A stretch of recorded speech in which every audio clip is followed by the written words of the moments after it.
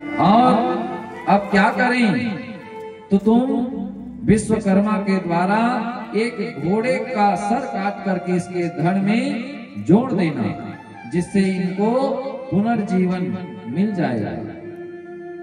उसी समय विश्वकर्मा जी अपना खड़ग उठाए और एक घोड़े का सर काट दिए और सर काट करके भगवान विष्णु जी के मस्तक में, उनके धड़ में घोड़े का मस्तक जोड़ दिए। और उस समय भगवान नारायण स्वयं हयग्रीव अवतार में भगवान आ गए। बोली हयग्रीव भगवान की जय। भगवान से कहे कि प्रभु आप हमारे अपराधों को क्षमा करें, लेकिन आपके जो योग माया है, योग देवी हैं, उनके आदेश से ही आपका ये सर कटा है। आप उनके आदेश को पूर्ण करें। हमें सब साधु संत महात्माओं को हयग्रीव दैत्य बहुत परेशान कर रहा है, आप हमारी रक्षा करें। उस समय फिर भगवान नारायण हयग्रीव रूप में ही जाकर के हयग्रीव से युद्ध किए और युद्ध करने के पश्चात सभी माता के जो वचन थे, उस वचन को भगवान ने हयग्रीव रूप में सिद्ध किया। बोलिए भक्तवत्सल भगवान की जय, गज गौरी मैया की जय। इस तरह से यह कथा नारद जी व्यास जी को सुना रहे हैं और कहते हैं इस तरह से हुआ। व्यास जी ने कहा कि हे नारद जी, आप ये बताइए, अभी अभी आप कह रहे थे कि भगवान शयन किए तो युद्ध किए थे, युद्ध किनसे किया, क्यों किया, कब किया, वो भी आप हमें बताइए। तब सुत जी महाराज सनकादिक ऋषियों को यह कथा सुना रहे हैं। देखिए ये कथा कहां से कहां चल रही है।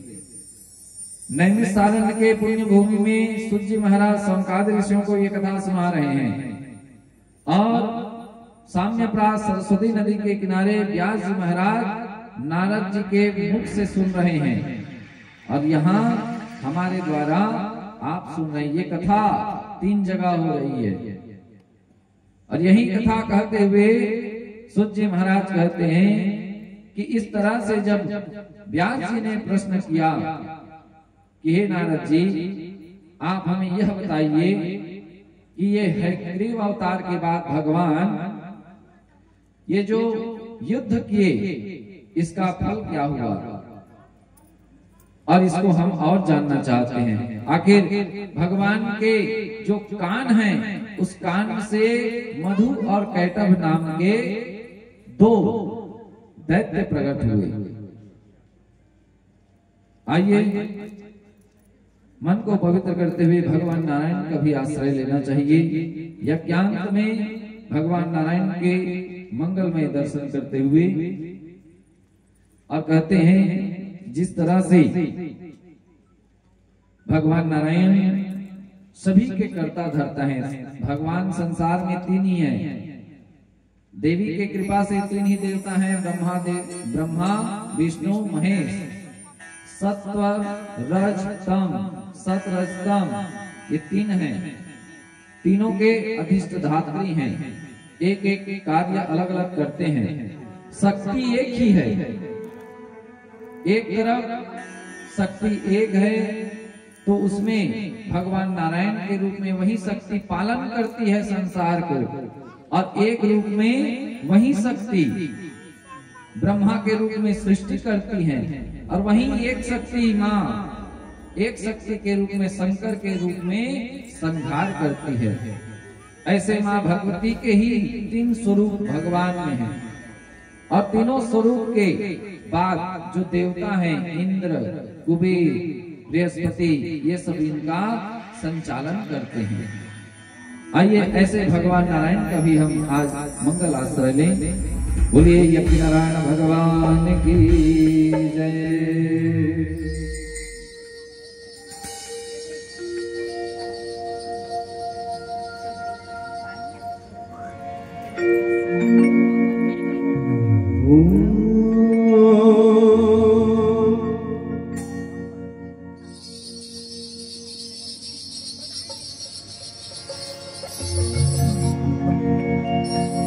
हमने देखा तो यही लगा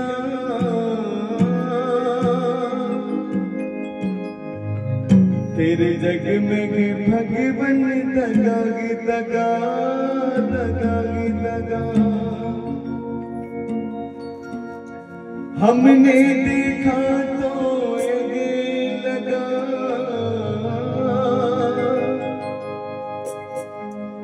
तेरे जग में भगवन दगागी दगा दगागी दगा। मन में सोचा तो ए जाना बिन तेरे यहाँ पर कोई न सगा कोई न सगा। हम तुझ पे जाए बारी बारी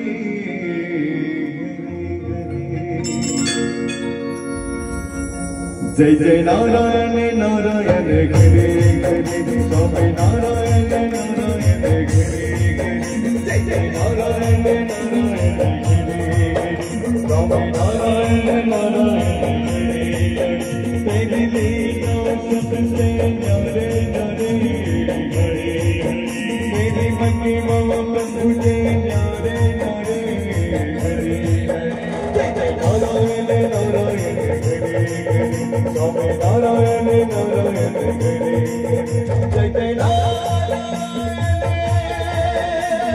हरि हरि स्वामी नारायण हरि हरि जय जय नारायण हरि हरि स्वामी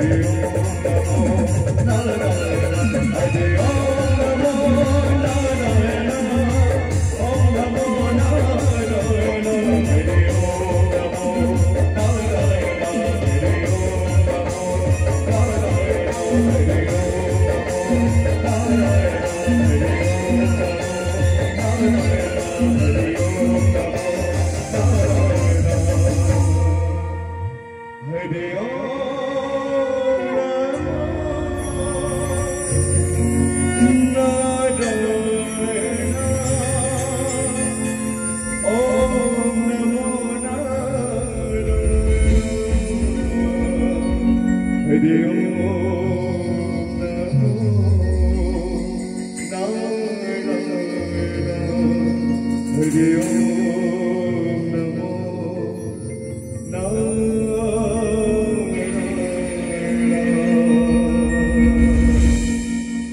बोली नारायण भगवान की जय, बोले गजगौरी मैया की जय। विष्णु कर्ण मलोद्भूतो दानवो मधुकैटभो महाबलोचतो दैत्यो प्रविद्धो सागरी जले। हे व्यास जी, आप सभी ध्यान पूर्वक कथा श्रवण करें, क्योंकि अगर एक कथा आप न सुन पाएंगे तो कहां से कौन जन्म हुआ, कौन कहां से अंत हुआ, यह आपको समझना मुश्किल होगा। क्योंकि देवी चरित्र तो ऐसा है बंधुओं कि जिस तरह से आप सुनेंगे आपको उसी तरह से इसका फल मिलेगा। किसी ने कहा कि महाराज इसका फल कैसे मिलेगा, हम तो वहां गए थे कथा में, हमने तो सब कुछ सुना, हमने तो सब कुछ सुना, तो हमें तो क्या कुछ फल तो नहीं मिला। हमने कहा आपने सुना, लेकिन ठीक से ये नहीं सुना कि क्या सुनना था, यही नहीं सुना कि क्या सुनना था। इसलिए कथा हो ध्यान पूर्वक बैठ करके सुनना चाहिए। आइए पुनः हम सभी श्रीमद् देवी भागवत महापुराण के प्रथम स्कंद के मंगलमय अध्यायों में अनेक लीलाओं को करते हुए मां बागेश्वरी, त्रिपुर सुंदरी मां भगवती, जगत जननी राजराजेश्वरी मां गजगौरी के, आदि शक्ति के और एक चरित्र को श्रवण करेंगे। दोनों हाथ उठा करके जयकारा लगाइएगा। बोली गजगौरी मैया की जय। सूत जी महाराज संकादि ऋषियों को कहते हैं और वहां कहा व्यास जी के आश्रम में नारद जी व्यास जी को सुना रहे हैं यही कथा, और यही कथा हम आपको श्रवण करा रहे हैं। हे व्यास जी महाराज, एक समय ये जो पूरा संसार था ये पूरा जलमग्न था, और ये जलमग्न होने के कारण यहाँ भगवान नारायण और परम शक्ति और ब्रह्मा और विष्णु ये केवल तीन ही देव थे। भगवान क्षीर सागर में शयन किए हुए थे बंधुओं। उसी समय भगवान के कान के जो मैल होते हैं इससे दो दैत्य प्रकट हुए। कौन? महाबलोचतो दैत्यो मधु कैटभो। मधु और कैटभ नाम के दो दैत्य हुए। अब उस अपार जल राशि के बीच में वो दोनों दैत्य एक दूसरे को देख रहे हैं और एक दूसरे को मधु कैटभ जान गए कि हम तो पैदा हुए हैं, और पैदा हुए हैं तो कोई ना कोई तो शक्ति है जिसके वजह से हम इस जल राशि में हम प्रकट हुए हैं। कौन है? एक दिन दोनों भाई मधु कैटभ विचार कर रहे थे कि क्यों ना उस शक्ति को खोजा जाए जिसने हमें पैदा किया। मधु ने कहा तो कैटभ कहा कि भैया चलो ठीक है, आप कह रहे हो तो हम उनको खोजें, कोई तो ऐसी शक्ति हो। उसी समय एक आकाशवाणी हुआ। आकाशवाणी में ये शब्द सुनाई दिया, ओम ऐं, और ऐं शब्द सुनाई दिया मधु कैटभ को। और उसी समय जोर से बिजली कड़के आकाश मंडल से, और उस आकाश मंडल के उस ऐं बीज को सूट करके बिजली कड़का, और उस बिजली के प्रकाश को मधु कैटभ ने देखा। और मधु कैटभ उस दिव्य प्रकाश को अपने मन में रख करके उस बीज मंत्र का जप 1000 वर्ष तक उन लोग वहीं जप किए। और 1000 वर्ष तक जब जप किए तो माँ भगवती प्रसन्न हो गई और माँ भगवती प्रसन्न होकर के उनके सामने प्रकट होकर के उनके पास आकर के कहने लगी, अरे मधुकैटभ उठो, तुम्हारे तपस्या से मैं बहुत प्रसन्न हूँ, क्या चाहते हो? मधु कहने लगा, ये माँ, अगर आप हमारे तपस्या से प्रसन्न हो तो हमें इच्छा मृत्यु की वरदान चाहिए। माँ तो माँ है, अगर बेटा कोई मांगे तो माँ देने से मना नहीं करती है। माँ ने कहा, ठीक है मधुकैटभ, जब तुम चाहोगे तब तुम्हारी मृत्यु होगी। और यही कह करके माँ उनको आशीर्वाद दे करके वहां से अंतर ध्यान हो गए। बोले गजगौरी मैया की जय। वहां से अंतर ध्यान हो गई मैया और मधुकैटभ दोनों बल पराक्रम तो पहले से था, भगवान के शरीर के मैल से तो जो उत्पन्न हुए हैं। अब उन्होंने विचार किया कि अब बल सामर्थ्य तो हो गया, अब किसी को खोजा जाए जो हमें जन्म दिया है।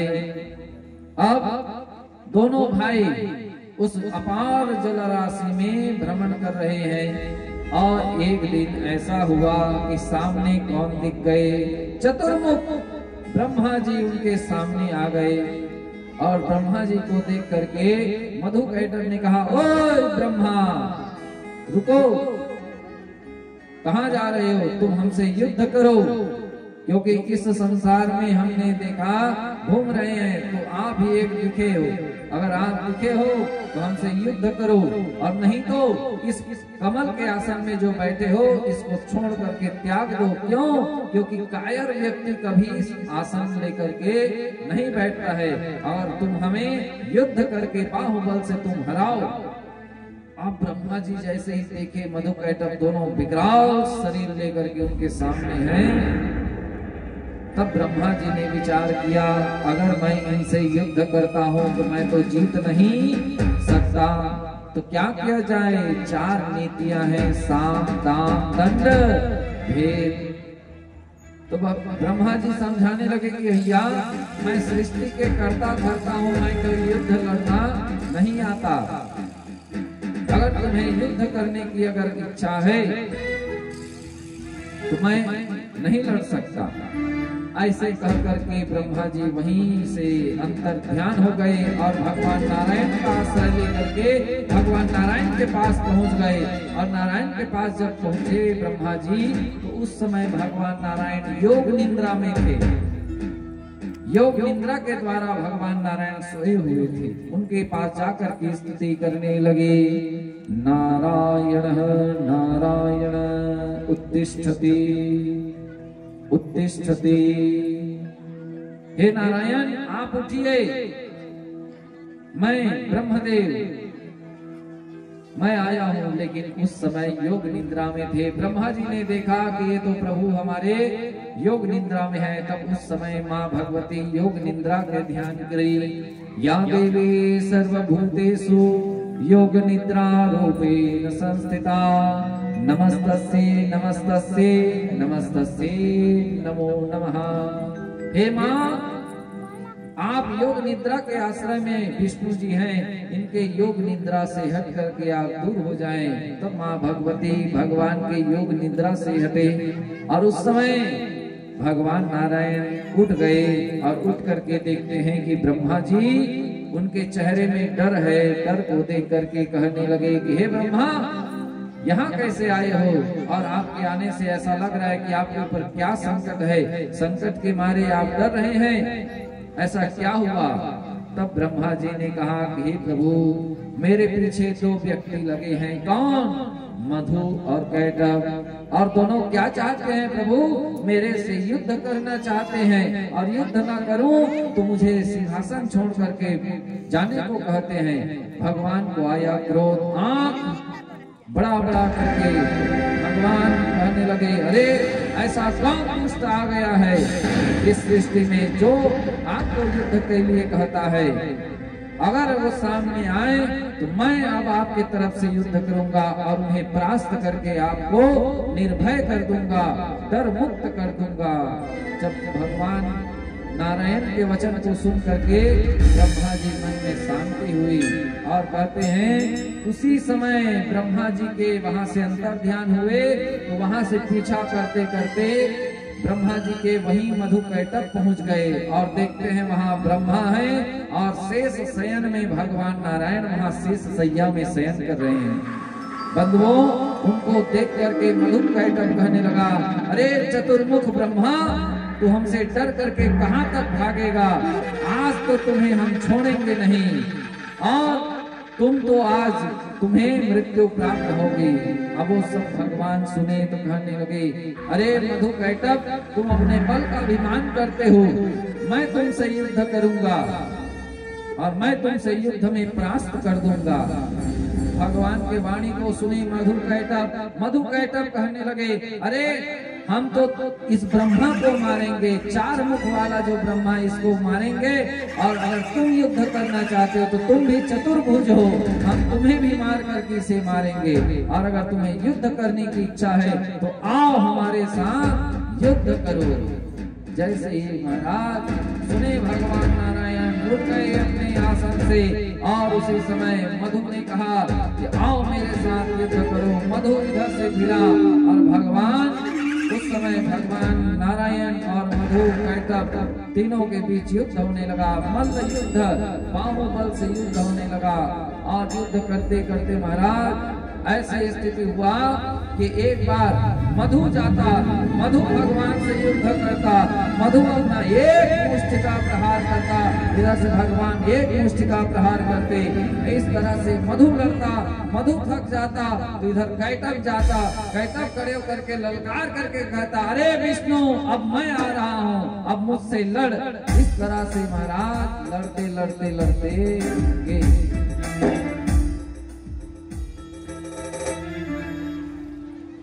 इस तरह से लड़ते लड़ते उनको 5000 वर्ष हो गए। 5000 वर्ष हुए तब ये सब घटना आकाश में इंद्र, वरुण, विश्वकर्मा, बृहस्पति सब देख रहे हैं कि भगवान नारायण और मधु कैटभ के बीच में युद्ध हो रहा है। भगवान विचार किए, अरे मैं इतना बलशाली हूँ और ये मधु कैटभ अगर मेरे से युद्ध कर रहे हैं, ऐसा कौन सा शक्ति है इनके पास जो ये लोग थक नहीं रहे हैं और मैं इतने इनसे युद्ध करते करते थक गया, ऐसा क्या ये इनके पास है? तब भगवान ने कहा कि इनको उपाय करके ही इनको हराया जा सकता है। कहा गया साम, दाम, दंड, ये 3 प्रकार के हैं दंड देने का विधान, लेकिन जो भेद रखता है वो इन तीनों पर विजय पा लेता है। भगवान ने सोचा कि इनको बल से नहीं जीता जा सकता तो इन्हें छल से जीता जाए। तो भगवान ने कहा, अरे मधु कैटभ भैया, रुको रुको रुको रुको, अरे भाई तुम दोनों मुझसे युद्ध कर रहे हो और मैं अकेला हूँ,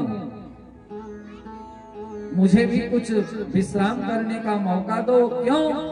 क्योंकि एक बार तो मधु आकर के लड़ता है, कैटभ रुक जाता है और एक बार कैटभ आता है तो मधु रुक करके आराम कर लेता है, लेकिन मैं तो आराम ही नहीं कर पाता।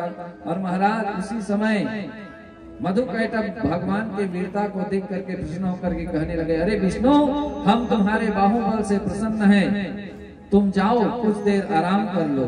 और भगवान यही तो चाहते थे। भगवान तुरंत वहीं बगल में गए और तुरंत थोड़ा सा रुके और मन में क्या विचार कर रहे हैं कि इनके पास क्या शक्ति है।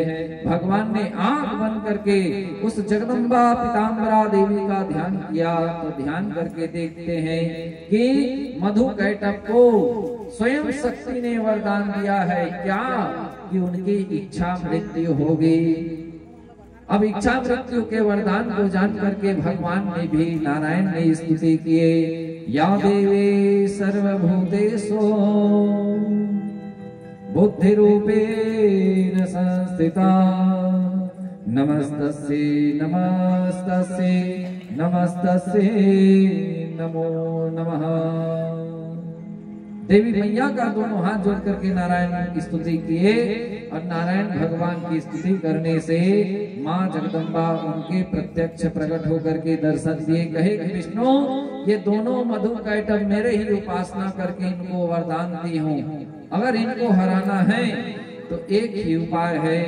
हे मैया आप वह उपाय बताइए जिनसे मैं इन मधु कैटभ का वध कर सकूं। तब कहने लगी कि इनको मैं मोहित करके रखूंगी और मेरे मोहित होने के बाद मेरे से मोहित होंगे तब उस समय तुम इनसे पूछ लेना कि इनकी मृत्यु कैसे होगी।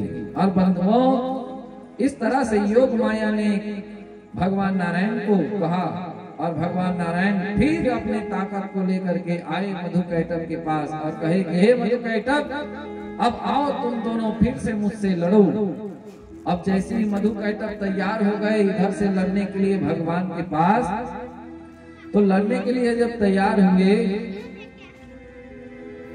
तब क्या हुआ, अब दोनों लड़ने के लिए आए। उसी समय देवी मैया एक मोहिनी के रूप में उनके सामने प्रकट हो गई और उनके रूप माधुर्य को देख करके मधु और कैटभ उनको देखते ही रह गए, मोहित हो गए। और भगवान ने आकर के कहा कि ये मधु कैटभ तुम्हारे वीरता से मैं बहुत प्रसन्न हूँ, तुम क्या चाहते हो वरदान मांगो। अब महाराज जो मोहित हो गया हो वो क्या कहा, उस सुंदरी को देख करके मधु कहने लगा, अरे विष्णु तुम क्या सोचते हो कि हम लेने वाले हैं, अरे हम तो दान देने वालों में से हैं, तुम मांगो क्या चाहते हो। कैटभ कहा भैया देख करके देना। मधु कहने लगा उस सुंदरी को देख करके, अरे हम देने वाले हैं, लेने वाले तो ये लोग हैं। ऐसे कह करके कहने लगे। भगवान ने तुरंत जान गया कि ये मोहित हो गया है और मोहित होने के कारण भगवान ने कहा कि अरे मधु कैटभ मैं एक ही वरदान मांगूंगा अगर तुम देना चाहते हो। क्या तुम दोनों मेरे हाथ से कैसे मरोगे बता दो। अब भला बताइए, कोई अगर पूछे कि आप कैसे मरोगे तो कोई क्या बताएगा, लेकिन आज मोहित होने के कारण मधु जान गया कि ये योग माया की ही लीला है। मधु ने कहा कि अगर हे विष्णु अगर तुम हमें मारना चाहते हो तो ये पूरा संसार पृथ्वी जलमग्न है और इस जलमग्न संसार में अगर तुम्हें बिना जल के भूमि अगर मिलेगा उसी भूमि में हमारी मृत्यु होगी, अन्यथा और कहीं हमारी मृत्यु नहीं होगी। और जाओ तथास्तु कह करके उसी समय कहे और उसी समय माया योग माया के द्वारा जो सुंदरी थी वो गायब हो गई। और इधर मधु कैटभ दोनों विचार करने लगे, कह तो दिए हैं। अब उसी समय माँ भगवती के प्रेरणा से भगवान नारायण ने अपने जंघा का विस्तार करने लगे और जंघा इतना विस्तार फैलाए कि पूरा उस जल राशि में पूरे भगवान अपना जंघा फैला करके कहे, अरे मधु कैटभ अब आओ अपना सर रखो यहाँ और अपने वचन को सत्य करने के लिए तुम अपना सर कटाओ। ऐसे कह करके जब भगवान ने कहा तब मधु कैटभ अपने शरीर को विशाल जितना भगवान का जंघा था उससे दुगना विस्तार कर दिए। और महाराज उसी समय ये हुआ, भगवान की नियति को योग माया की नियति को जान करके मधु कैटभ की नियति को जान करके भगवान ने और विस्तार किया और कहा अब आओ। तब जान गए काल से बचा नहीं जा सकता है। और मधु कैटभ दोनों भगवान की उसी जंघा में अपने सर को रखे और भगवान ने सुदर्शन चक्र को आवाहन किया और उसी सुदर्शन चक्र से मधु और कैटभ के दोनों के गले को काट करके धड़ से रख कर दिया। और उसी समय आकाश में खड़े देवता पुष्प की वर्षा करने लगे। बोलिए यज्ञ नारायण भगवान की जय, यज्ञ नारायण भगवान की जय।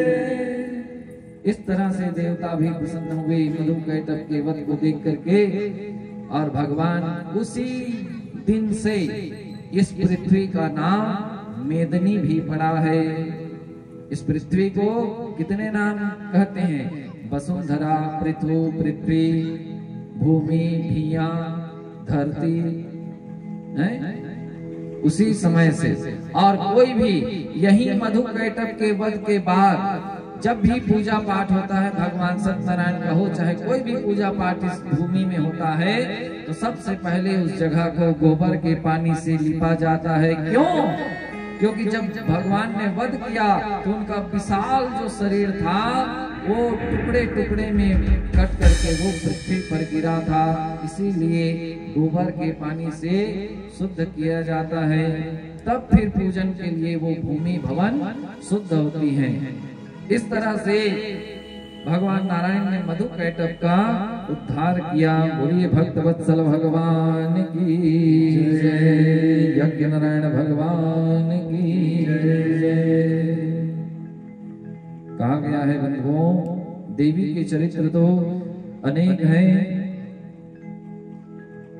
सब व्यक्ति को चिंता होती है अपने घर परिवार की, लेकिन जो घर को छोड़ करके जो भक्ति भाव में लगा रहता है, साधु संत महाराज, अभी महाकुंभ में स्नान करने के लिए आप टीवी में भी देखते थे, हजारों लाखों नागा साधु वहां जाकर के स्नान ध्यान किए। आज देखिए, अगर आप खोजने निकलेंगे तो गिने चुने संत महात्मा जब मिलेंगे, और जब महाकुंभ होगा उस समय हजारों लाखों की संख्या में साधु संत पहुंचते हैं। तो भगवान ने उनके लिए भी व्यवस्था किए हैं।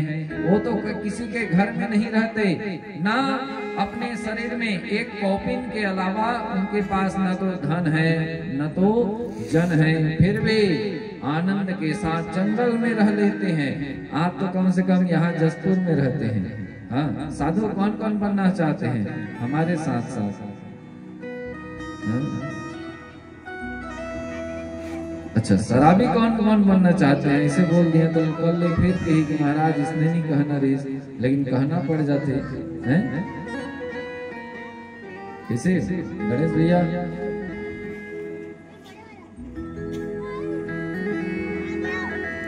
भगवान के चरित्र तो अद्भुत है महाराज। आपको हमने जो कथा श्रवण कराया, यही कथा सूत जी महाराज सनकादिक ऋषियों को सुनाए। नारद जी कहते हैं कि हे व्यास जी, आप सोचते हैं कि आपको पुत्र कैसे प्राप्ति होगी, तो आप चिंता ना करें। जब वो शक्ति है, वो आदि शक्ति माँ जगत जननी है, जो उस चिड़िए के बच्चे के अंडे के रूप में जब बच्चा हुआ तो उसके भोजन के लिए भी भगवान व्यवस्था किए। साधु संत महात्मा जंगल में रहते हैं फिर भी मस्ती में रहते हैं, उनका भी व्यवस्था भगवान किए हैं। तो भला उस माँ की शक्ति को आप मान करके आप बढ़िए और उन्हीं के आश्रय को लेकर के आप रहिए, आपको पुत्र प्राप्ति होगी। और इसी विचार को करते हुए व्यास जी महाराज वहां से, व्यास जी के आश्रम से नारद जी महाराज वैकुंठ धाम को गए। बोलिए भक्तवत्सल भगवान की जय। सूत जी महाराज सनकादिक ऋषियों को कहते हैं कि एक दिन व्यास जी महाराज अरणि मंथन, पहले यज्ञ होता था तो लाइटर, माचिस, फास्फोरस ये कुछ नहीं था।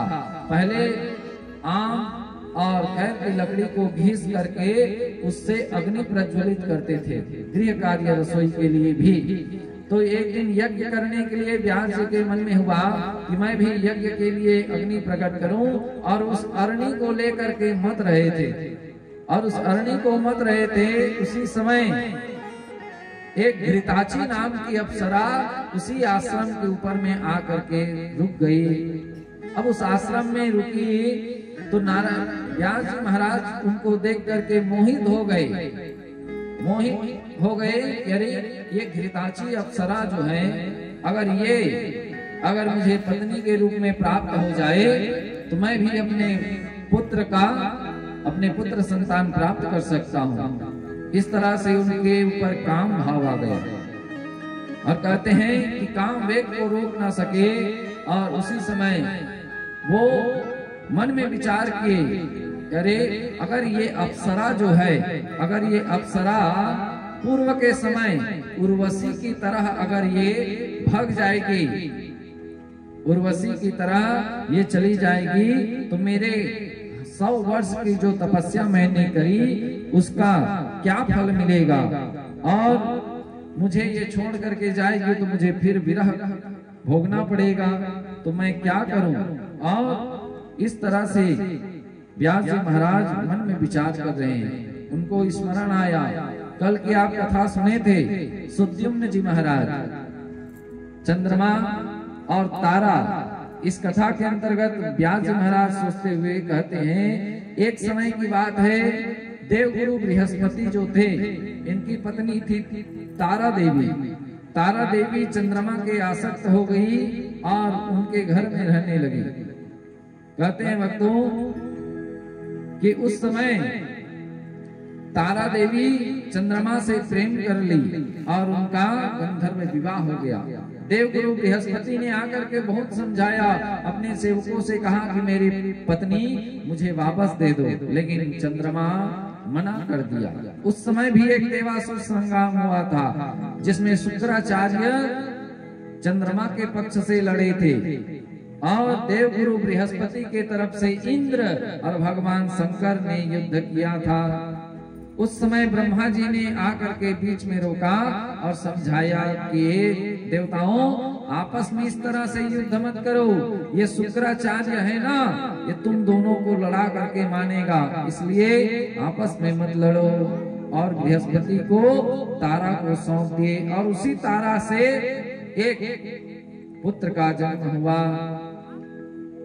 और उस पुत्र के लिए भी युद्ध हुआ और उस पुत्र का नाम बुद्ध रखा गया। जो आप कल सुने थे, रेवती नाम की जो कन्या उत्पन्न हुई, उसे बुद्ध ने विवाह किया। बुद्ध ने विवाह कल किया और उससे एक पुररवा नाम का पुत्र हुआ। यही कथा, कल की कथा और आज की कथा, देखिए कल ध्यान से सुने होंगे तो ये दोनों कथा आज जुड़ गया। इसीलिए कहा गया है कि ध्यान से सुनना चाहिए, ये सब कथा एक दूसरे से जुड़े हुए चल रहे हैं। तो उसी समय उनको भी ब्रह्मा ने समझाया। व्यास जी महाराज उस अप्सरा को देख रहे हैं अपने आश्रम के ऊपर, घृताची अप्सरा को देख करके यही मन में विचार कर रहे हैं। और एक समय उर्वशी ने भी, उर्वशी, मेनका, रंभा, ये जितने भी जो अप्सराएं हैं, ये पृथ्वी लोक में आकर के पुत्र संतान उत्पन्न करती हैं। इस तरह से उनको छोड़ करके वापस चले जाती हैं। अनेक प्रकार के मन विचार करते हुए इसी समय अरणी मत्ते मत्ते वो जब देखे तो घृताची अप्सरा ने जब देखे कि व्यास जी महाराज मुझे देख रहे हैं और मुझे देख करके लग रहा है कि मुझे अगर ये महात्मा अगर श्राप दे देंगे तो मैं अप्सरा जो हूँ यहाँ से मुझे पृथ्वी लोक में जाना पड़ेगा। तो उसी समय वो अप्सरा एक सुख पक्षी के रूप में बदल करके वहीं से अंतर ध्यान हो गई। और जब वो सुख पक्षी जब अंतर ध्यान हुई, उसी समय भगवान वेदव्यास जी का वीर्य स्खलित होकर के उस अरणी में गिर गया। और अरणी जब उसमें गिरा तो उसी में एक दिव्य पुत्र के रूप में सुखदेव जी महाराज का जन्म हुआ, जो अयोनिज बिना माँ के गर्भ में उत्पन्न बालक प्रकट हुआ। बोले सुखदेव जी महाराज की। सुखदेव जी महाराज हुए तो देववश भगवान के वही तपस्या जो 100 वर्ष पहले भगवान व्यास जी ने भगवान शंकर जी से प्रार्थना करके पुत्र प्राप्ति की कामना किए थे, आज उनको वही पुत्र सुखदेव के रूप में प्राप्त हुए। ऐसे सुखदेव जी महाराज को प्राप्त किए और उनको श्रीमद् देवी भागवत महापुराण पढ़ाया गया और विवाह के लिए कहा गया। हर माता पिता का धर्म होता है कि अपना बेटा जब योग्य हो जाए तो योग्य जब जन्म ले तो जन्म होने के बाद उनको सही संस्कार दिया जाए, कहाँ बोलना चाहिए, कहाँ बैठना चाहिए, कहाँ नहीं बैठना चाहिए। और जब 6 वर्ष का हो जाए तो गुरुकुल भेजना चाहिए। व्यास जी ने भी अपने पुत्र को देवगुरु बृहस्पति के पास भेजा पढ़ने के लिए, और जब पढ़ के आए तो परीक्षा लेने के लिए पिता और पुत्र दोनों आपस में बैठ करके चर्चा करने लगे कि बेटा अब मेरी अवस्था तो हो गई है, मैंने 18 पुराण की रचना की, सांगोपांग वेदों की रचना की है। हे पुत्र, अब तुम भी विवाह कर लो और विवाह करने के बाद तुम भी गृहस्थ का सुख प्राप्त करो। सुखदेव जी ने कहा कि पिताजी आप ये कैसे बात कर रहे हैं, भला मैं अयोनिज पुत्र हो करके मैं ये गर्भ में और दोबारा नहीं आना चाहता। मैंने देवगुरु बृहस्पति से वर्णाश्रम रहित मैंने वेदों के सांगोपांग अध्ययन किया है और आप मुझे कह रहे हो कि मुझे गृहस्थ बनना चाहिए। मैं नहीं गृहस्थ रहूंगा, तो मैं ऐसा चाहता हूँ कि मैं जो पढ़ा लिखा हूँ उसमें मैं मुक्त हो जाऊं, मुक्ति पा जाऊं। तब व्यास जी ने कहा मुक्ति, भोग और मोक्ष, श्रीमद् भागवत महापुराण सुनेंगे तो उसमें भक्ति ज्ञान वैराग्य होगा, लेकिन ये भक्ति ज्ञान वैराग्य साथ साथ भोग और मोक्ष को प्रदान करने वाली श्रीमद् देवी भागवत महापुराण है, जिसको श्रवण करने से भोग और मोक्ष की प्राप्ति होती है।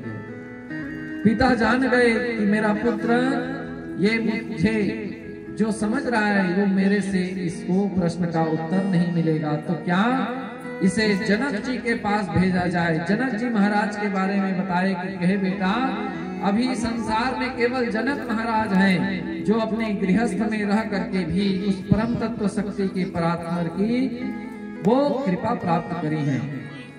सुखदेव जी महाराज जनक जी के द्वार गए। अब देखिए, जनक जी विद्वान हैं तो उसके द्वारपाल भी विद्वान हैं। हाँ, विद्वान जो व्यक्ति रहते हैं तो द्वार में चपरासी कहते हैं। कलेक्टर अगर बैठा है अंदर तो कलेक्टर का पूरा पावर और पूरा उसका हब वो चपरासी को पता होगा। हाँ, वैसे जनक जी महाराज ज्ञानी हैं और उनके जो द्वार में खड़े हैं वो भी ज्ञानी हैं। जब द्वार में सुखदेव जी महाराज गए तो द्वारपालों ने कहा, अरे महाराज आप कहाँ से आए हैं और यहाँ आने का कारण क्या है और किस लिए आए हैं। आपको देख करके लग रहा है कि आपके ये जनेऊ हैं, शिखा है और पैर में आप चरण पादुका पहने हुए हैं, तो आपको देख करके लगता है आप ब्राह्मण हैं, लेकिन आप किस लिए आए हैं, कहाँ आए हैं, क्यों आए हैं, आप बताइए। सुखदेव जी महाराज चुप हो गए, कुछ नहीं बोले। अब चुप थे तो उन्होंने कहा, अरे महाराज हमारे अगर राज्य में आए हो, हमारे राजा जो जनक हैं अब इनके द्वार में आए हैं तो आपको बताना पड़ेगा क्यों आए हैं। तब सुखदेव जी ने कहा कि अरे मुझसे बहुत बड़ा अपराध हुआ, मैं तो अपने पिताजी के द्वारा मैं ठगा गया हूँ। क्यों? मेरे पिताजी ने कहा कि मैं जा करके जनक जी से मिलूं, लेकिन वो तो गलत हो गया, मैं तो अपने पिता के द्वारा ठगा गया, तो मैं तुमको क्या कहूंगा। तब जान गए तो सुख दुख लाभ हानि जय विजय अनेक प्रकार के चर्चा वो द्वारपाल कर रहे हैं सुखदेव जी महाराज से। सुखदेव जी महाराज उनको दिव्य उपदेश दिए और राजा जनक के द्वार गए। जनक जी महाराज के द्वार जाकर के मंगल में उपदेश लिए, गृहस्थ धर्म वर्ण का आश्रय लिए और गृहस्थ धर्म में रह करके सुखदेव जी महाराज अपने गृहस्थ धर्म को निभाए और विवाह कर अपने व्यास जी महाराज के पास पुनः आए और इसी देवी भागवत महापुराण की कथा सुने। जो सर्व खल विदम एवाहम नायदस्नति सनातनम, जो सनातन है, जो सत्य है, जो देवी के अलौकिक चरित्र है, ऐसे अलौकिक चरित्र को व्यास जी महाराज ने सुखदेव जी महाराज को पढ़ाया। वहीं 18,000 श्लोक 12 स्कंद पढ़ाए और सुखदेव जी महाराज इसको पढ़ करके अंत में मोक्ष को प्राप्त हुए।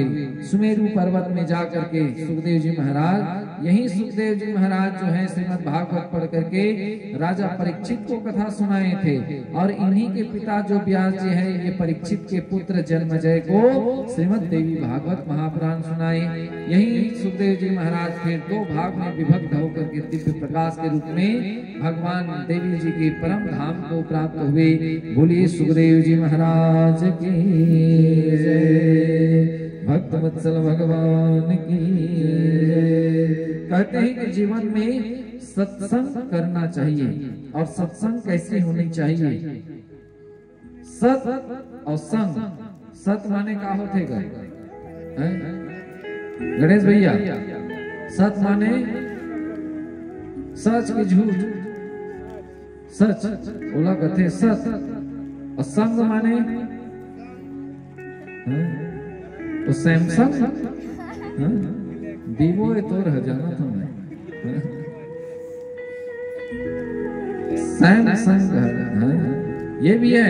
सैमसंग मतलब अगर आप किसी के साथ अगर जहर के बोतल में अगर पानी मिला देंगे तो पानी भी वो जहर का काम करेगा, और एक बोतल पानी में अगर जहर भी डाल दो तो वो भी पानी विष बन जाएगा। इसी तरह से सत्संग है। सत्संग की महिमा कैसी है? आइए एक सत्संग की महिमा भजन के द्वारा आप सभी श्रवण करें हमारे यशवंत भैया की कारविंद से कि सत्संग करने से क्या फल मिलता है।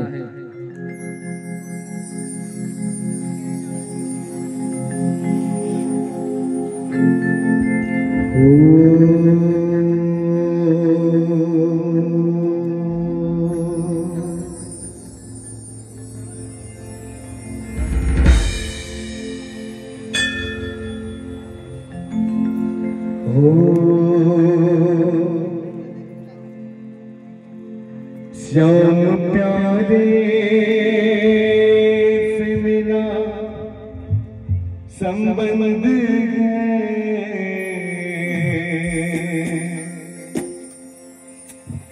जिसके जीवन में मिला सत्संग उसको घर घड़ी आनंद ही आनंद है।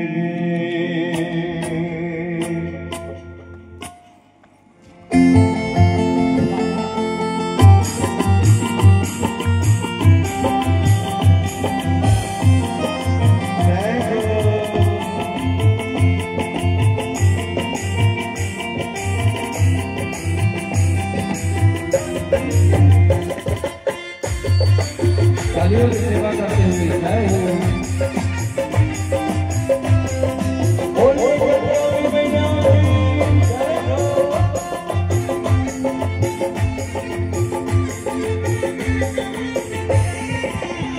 जिसके जीवन में और जिसके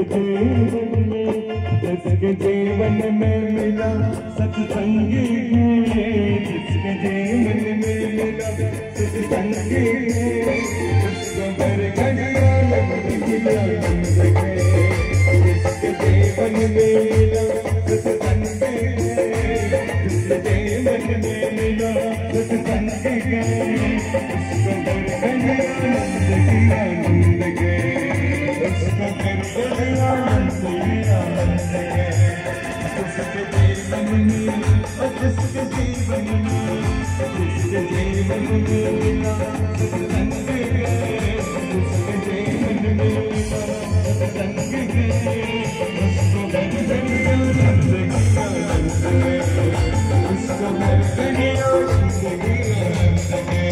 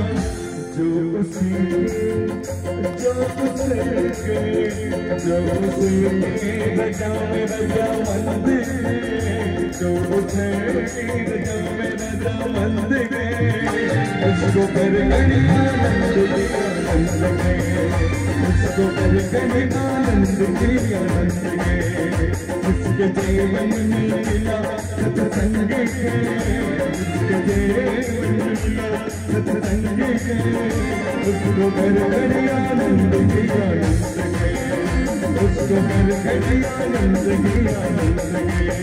बोले गंगौरी मैया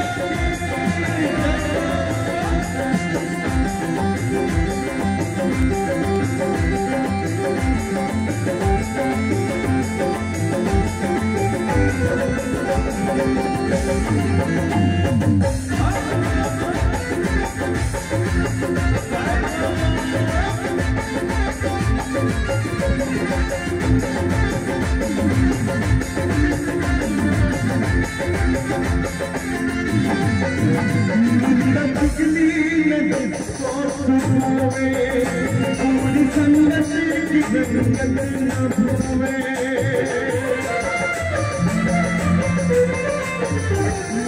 चुगली जिसको सुनवे, पूरी संगत की जगत न भूवे, पूरी संगत की जगत न भूवे, पूरी संगत की जगत न भूवे। जिसको सत्संग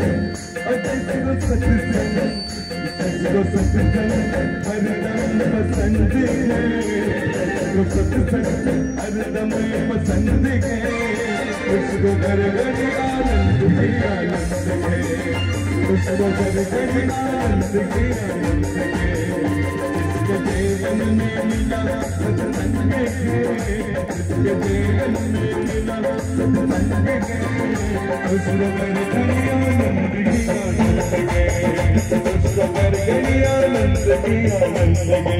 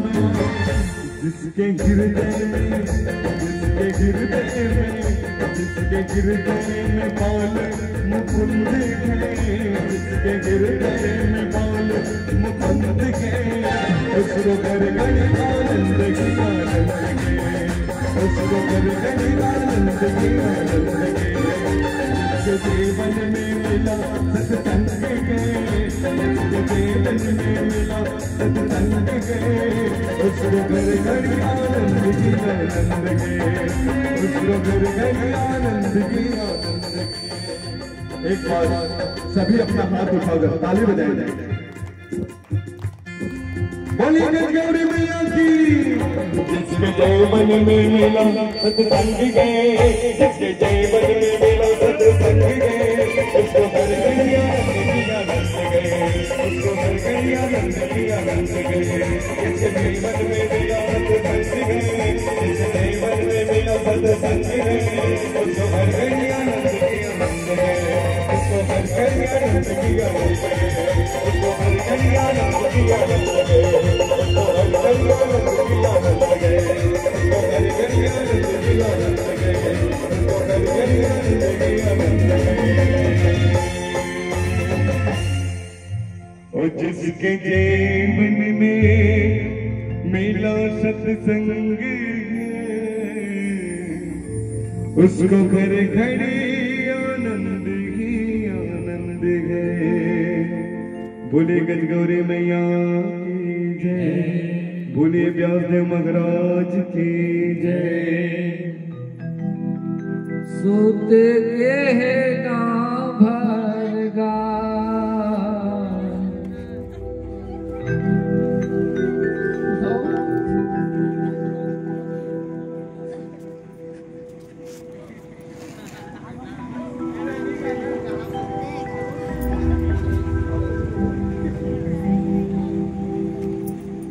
गणेश भैया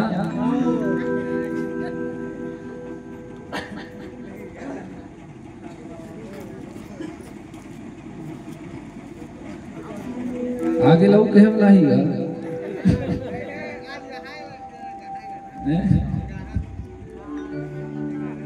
भारी जोर से माहौल याद है इसका ये माँ 9:30 बजे थे गाँव भर सूख गए एक जो उसने महाराज कहते यहाँ के बात है आपकी नाक नहीं धरना चाहिए हो नहीं जाओ उसने बोला आवाज है सूते के गाँव भर गाँव महाराज कथा कहा करते गाँव भर सूत गए तमाई महू गए का हो गए तो नहीं छुपा थे आधा रात के 10 बजे बंद हो जाएगी कभी काबा में फंस गया भाई आधा रात के तो नहीं चुकी तो झन करे भैया में कहे बोला आधा रात के चलवा भैया कौन खोजे रहेगा कैसे बात है जहां का फिर 12 बजे चल ही फिर आइए ये तो हंसी मजाक रहा है अपने मन को एकाग्र करते हुए भाव से आप श्रवण करेंगे। आइए 2 प्रसंग और लेंगे। एक हम सभी महाभारत की ओर प्रवेश करेंगे उससे पूर्व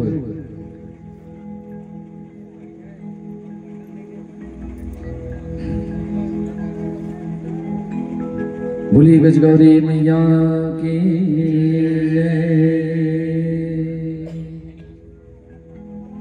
कहते हैं सूच्य महाराज संकाल ऋषियों से कहते हैं सुखमस्तु परमं सिद्धमाप्या वादेस्त्व सत्तमः किं चकार ततो व्यासान् तन्नो ब्रूहि सविस्तरा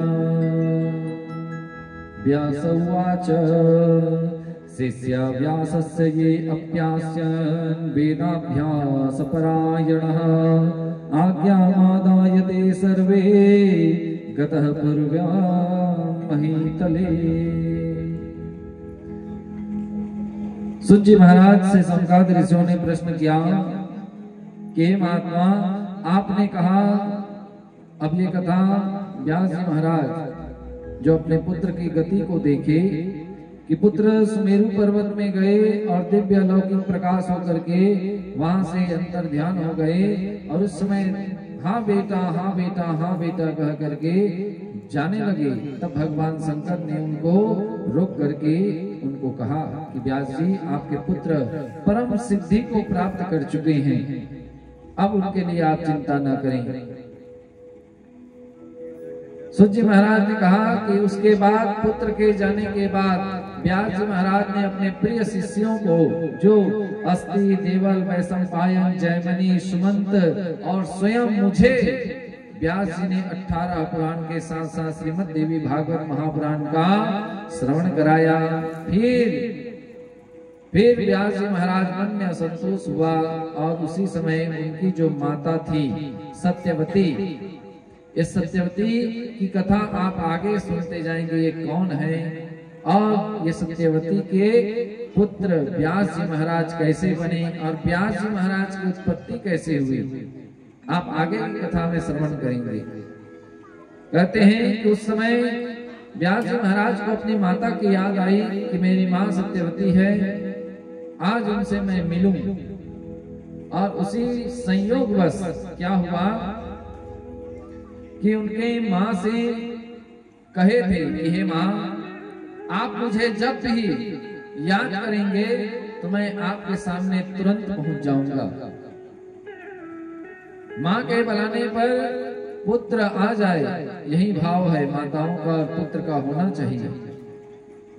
ये नहीं बंधुओं कि माँ आवाज देती रहे, पिता आवाज देते रहे कि हाँ बेटा, हाँ बेटा, हाँ बेटी, हाँ बेटी, और बेटा बेटी कान बंद करके बैठे हुए हैं, माँ बाप की आवाज को भी न सुन पाए। ऐसे बेटियों को भी बेटियों को भी सोचना चाहिए कि एक दिन जब हम माँ बाप बनेंगे तो हमारे बच्चे भी हमको आवाज देंगे, हम उनको आवाज देंगे। तब आपके बेटा अगर आपके बात को सुन करके ना आए तो आपको क्या लगेगा?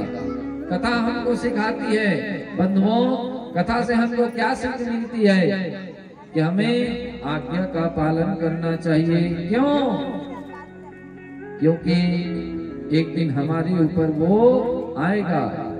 अगर आप सोचते हैं कि हमें किसी की कोई जरूरत नहीं है, तो अगर आपको 104 डिग्री अगर बुखार आ जाए महाराज, तो आप अपने शरीर को उठा भी नहीं पाएंगे, तो वही बेटा वही बेटी आपको मदद करेंगे, लेकिन आप अच्छे संस्कार देंगे तब वो करेंगे।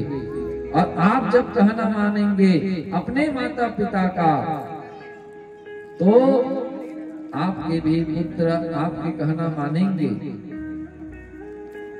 आज गणेश भैया आप जो सत्कर्म कर रहे हैं, आपके पितृ देवता भी देख रहे हैं, हाँ वो भी देख रहे होंगे। तो आज माँ भगवती भी उनको सराह रही होंगी कि देखो तुम्हारे घर परिवार, बेटा बहू परिवार, समस्त ग्रामवासी इस देवी भागवत महापुराण की कथा में बैठ करके सभी कथा का रसपान कर रहे हैं, वो भी खुश हो रहे होंगे। इसी तरह से आज माता सत्यवती ने अपने पुत्र को स्मरण किया। क्यों? क्योंकि जो शांतनु थे उन्होंने उनके गर्भ से शांतनु और सत्यवती के द्वारा 2 पुत्र हुए, एक चित्रांगद और एक विचित्रवीर्य। 2 पुत्र हुए, दोनों के, एक माता के 2 पुत्र, दोनों के गुण स्वभाव अलग अलग। चित्रांगद था, बल में अभिमानी था, बड़ा पुत्र था, उसको राजा बनाया गया।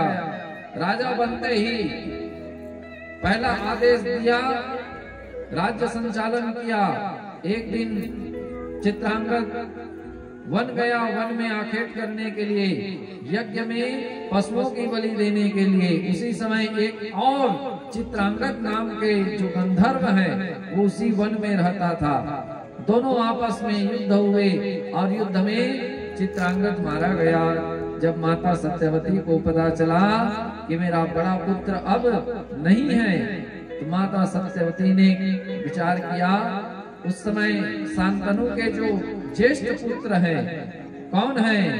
भीष्म पितामह महाराज। भीष्म प्रतिज्ञा, आपको याद है भीष्म प्रतिज्ञा? भीष्म प्रतिज्ञा क्या है? कि मैं आजीवन ब्रह्मचर्य धारण करूंगा, न किसी से विवाह करूंगा। यही है। तो पिता ने भी उस भीष्म पितामह को वरदान दे दिया कि बेटा, अगर तुम मेरे खुशी के लिए तुमने ब्रह्मचर्य का धारण किया, आजीवन विवाह नहीं करने का अगर संकल्प ले लिया, तो जाओ, मैं तुझे भी वरदान दे रहा हूँ कि तुम्हारी इच्छा मृत्यु होगी। तुम जब चाहोगे तब तक इस पृथ्वी में तुम जीवित रहोगे। और वहीं भीष्म पितामह जब राजा शांतनु थे, तब से लेकर के अंतिम युद्ध महाभारत तक भीष्म पितामह बने थे। आप आगे की कथा श्रवण करते जाएंगे बंधुओं। आइए हमारे बीच हमारे धर्म भैया, उनके भाई पधारे हुए हैं। एक बार जोरदार ताली के लिए भी सभी का स्वागत, अभिनंदन से स्वागत है। सुखदेव जी महाराज के मोक्ष हुए तो बोली गजगौरी मैया की जय। सुत जी महाराज कहते हैं कि हे सौनकादि ऋषियों, जब सत्यवती ने देखा कि मेरा बड़ा पुत्र मारा गया है, तो छोटे पुत्र कौन है? विचित्रवीर्य, उसको राजा बनाया गया। राजा बना विचित्रवीर्य, राज सिंहासन किया। लेकिन कुछ समय बाद विचित्रवीर्य विचार करने लगा कि इसका विवाह कैसा हो। अब मंद बुद्धि अगर किसी घर में थोड़ा पुत्र रहे तो उसके घर के माता पिता कुटुंब वाले को चिंता होती है। तो विचित्रवीर्य के लिए भीष्म से कहा कि हे भीष्म, मेरे पुत्र हैं, इनके लिए कोई योग्य वर योग्य कन्या लेकर के आओ। उसी समय भीष्म जी महाराज एक स्वयंवर में गए जहां 3 राजकुमारियों का स्वयंवर चल रहा था। पहले शादी विवाह नहीं होता था, पहले स्वयंवर होते थे। राजाओं आते थे, जो राजा पसंद करते थे जो कन्या, उसी से उनका विवाह किया जाता था। भीष्म पितामह अपना धनुष बाण लिए और उस राज्य में आक्रमण कर दिए और उस राज्य में, उस स्वयंवर में भीष्म जी ने जाकर के जीत हासिल की और वो तीनों कन्याओं को, वो 3 कन्या कौन है? अंबा, अंबिका, अंबालिका, तीनों कन्याओं को लेकर के भीष्म पितामह अपने हस्तिनापुर को आए और हस्तिनापुर में आकर के माता से कहा कि हे सत्यवती देवी, ये आपके विचित्र वीर्य के लिए ये 3 जो कन्याएं हैं इनको मैं लाया हूँ। माता तो प्रसन्न हुई, लेकिन उसमें से जो बड़ी थी अंबा जो थी, उसने भीष्म से कहा कि हे भीष्म, मैं उस स्वयंवर में मैं सालव नाम के एक राजा को मन पसंद करी थी और मैं विवाह उसी से करूंगी। तो भीष्म ने कहा ठीक है देवी, अगर तुम्हारी इच्छा है कि तुम इससे विवाह करो तो मैं जाकर के तुम्हें छोड़ देता हूँ। उसे छोड़ दिया गया। अंबा गई सालव के पास और जाकर के कही कि हे सालव, मैं तुम्हें पसंद करती हूँ, तुम मेरे साथ विवाह करो। तब साल्व ने कहा हे देवी, अब तो तुम मेरे लिए नहीं हो। क्यों? क्योंकि उस स्वयंवर में तुम्हारे हाथ को पकड़ करके भीष्म ने तुम्हें लेकर के गया। अब तो तुम मेरी माता के समान हो जाओगे अगर मैं तुमसे विवाह करूं, इसलिए मैं नहीं करूंगा। सालव के बात को सुन करके अंबा आई फिर अपने भीष्म के पास, भीष्म से सारी चर्चाएं कही। यह भीष्म, अगर तुम मुझे अपने पत्नी के रूप में स्वीकार करते हो तो स्वीकार करो, नहीं तो मैं मर जाऊंगी। भीष्म ने कहा कि हे देवी, मैंने तो अपने पिता को वचन दिया है कि मैं अखंड ब्रह्मचर्य का व्रत धारण करूंगा, तो मैं तो तुमसे विवाह नहीं करूंगा। तो अंबा ने कहा कि अगर हे भीष्म, अगर तुम मेरे से विवाह नहीं करोगे तो मैं तुम्हारा वध कर दूंगी। हाथ जोड़ करके भीष्म ने सर झुका लिया, कुछ नहीं किया। और वहां से अंबा जाकर के परशुराम जी से पास गई न्याय दिलाने के लिए। परशुराम भी भीष्म से युद्ध किए, लेकिन वहां भी उसको कोई समाधान नहीं मिला। तब अपने शरीर को ज्वाला अग्नि से भस्म कर दी और भस्म करने के बाद वही अंबा उसको श्राप दी, अरे भीष्म, तू अगर जीते जी अगर मेरे हित के लिए नहीं कर पाया तो तेरे मृत्यु का कारण तुम्हारे इच्छा मृत्यु का जो वरदान है ना, अब तुम्हारे इच्छा मृत्यु के वरदान को भी मैं ही विफल करूंगी। और इसी भाव से वो देह त्याग करी और वहीं अगले जन्म में शिखंडी के रूप में जन्म ली, जो महाभारत के युद्ध में उसको भीष्म पितामह बाण मारने वाले थे। अर्जुन को शपथ कर लिए कि आज पांडवों में से किसी एक को मैं मारूंगा। भीष्म धनुष बाण लेकर के युद्ध के लिए गए। इसी समय अर्जुन के सामने यही अंबा शिखंडी के रूप में दूसरे जन्म में आकर के अर्जुन के सामने खड़े हुई और उसी के पीछे में होकर के अर्जुन ने भीष्म पितामह के ऊपर बाणों की वर्षा करी। ये हुआ। भीष्म जी ने अंबा को तो छोड़ दिया, लेकिन जो अंबालिका और अंबिका जो हैं, ये तो जो विचित्र वीर्य के पास, विचित्र वीर्य इनके पास बहुत समय तक रहे। फिर विचित्र वीर्य रोगग्रस्त होकर के उसको मृत्यु प्राप्त हुआ। बंधुओं, जब रोग से ग्रसित वह मृत्यु को प्राप्त हुआ तब माता को और चिंता हुई, अब संतान कैसे उत्पत्ति किया जाए। तब भीष्म जी से कहे, हे भीष्म, अब मेरे जो पुत्र हैं वो तो दोनों पुत्र नहीं रहे, चित्रांगद और विचित्रवीर्य, अब क्या किया जाए। भीष्म ने कहा कि हे मां, एक उपाय है कि कोई सत्कर्म, इनके लिए एक ही उपाय है कि कोई क्षेत्रज्ञ विद्वान पुरुष के द्वारा इनको पुत्र प्राप्ति कराया जाए। तब उसी समय माँ को किनकी याद आई? वही वेद व्यास जी के, जो पूर्व समय में सत्यवती के पुत्र के रूप में भगवान व्यास जी जन्म हुआ था।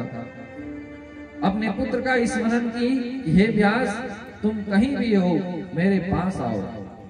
और जैसे ही माँ ने सच्चे मन से स्मरण किया तो आज व्यास जी महाराज वहां आश्रम से जा रहे थे, घूम रहे थे, भ्रमण कर रहे थे। तो आज उनके मन में यही बात हुआ कि मेरी माँ मुझे याद कर रही है। और माँ की याद करने पर व्यास जी महाराज हस्तिनापुर आए। और वहीं अम्बा और अंबिका जो हैं, अंबालिका, उनसे कहीं यह व्यास मेरे पुत्र तो अब नहीं रहे, लेकिन तुम्हारे द्वारा ये जो दो पुत्र वधू हैं इनके संतान उत्पन्न करो। और व्यास जी महाराज अपने तेज से कहे कि माँ ठीक है, आप जो कह रहे हो मैं उसे स्वीकार करता हूँ। और एक कमरे में व्यास जी गए और महीन वस्त्र धारण करके अंबालिका और अंबिका उन दोनों को कही, माता ने कही कि जाओ उस कक्ष से तुम गुजर करके चले जाना।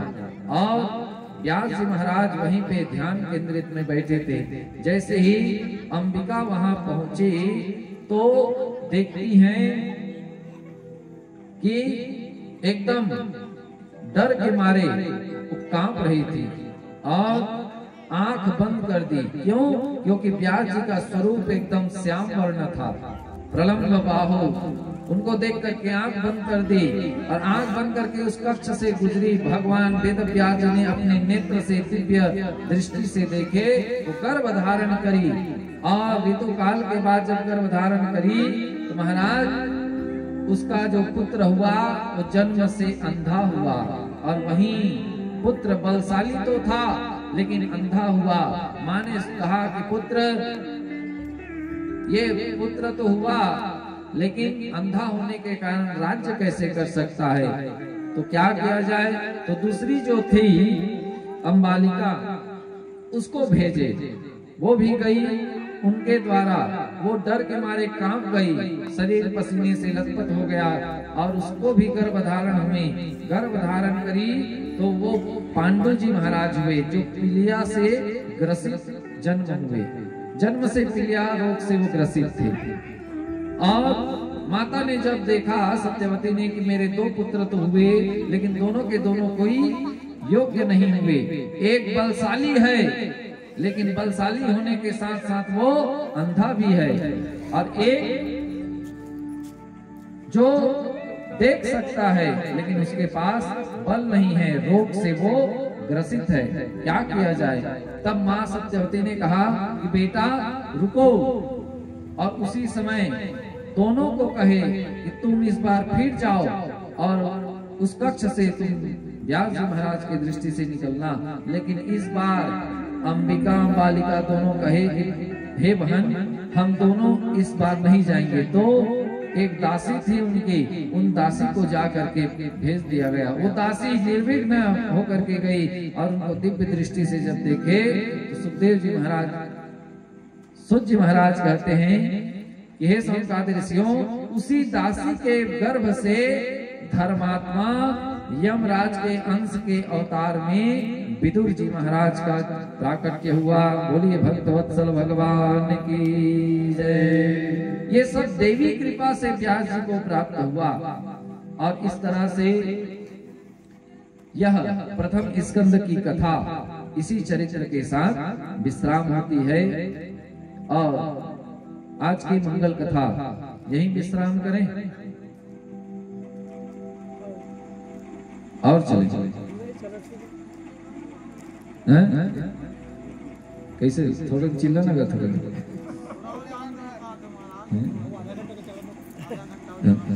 तो वही भजन लगाओ का सुध के गाँव भर गा, लेकिन सब लोग नाचे लागी।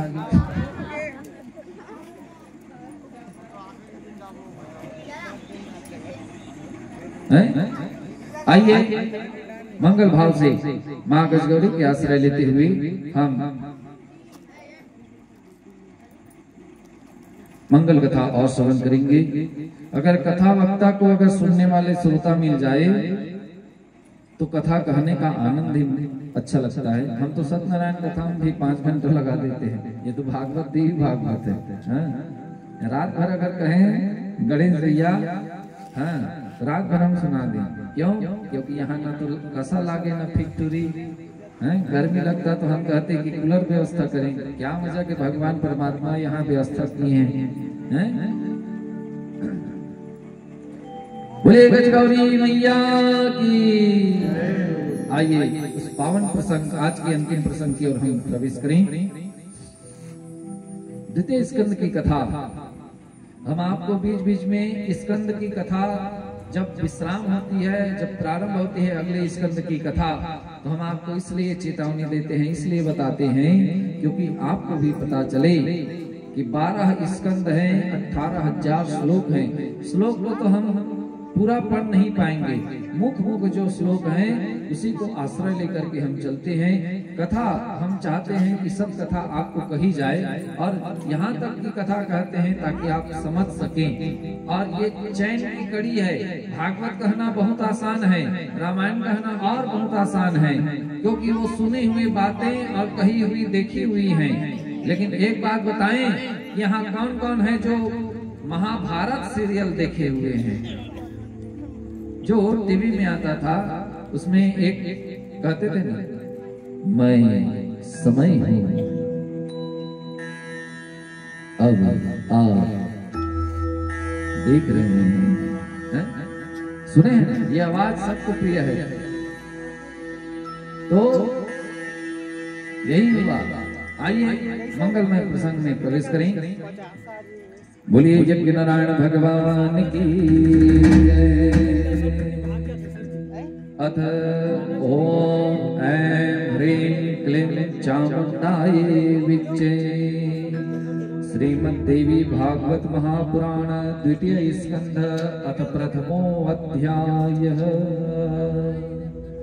आश्चर्यकमेतं वचनं गर्भहेतुकं संदेहो यत्र समुत्पन्ना सर्वेषां मनः तपस्विना।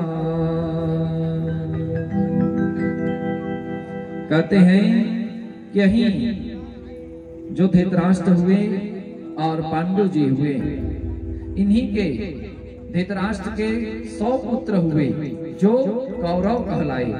पांडव के जो पांडु महाराज हैं, इनकी 2 पत्नियां हुई और जो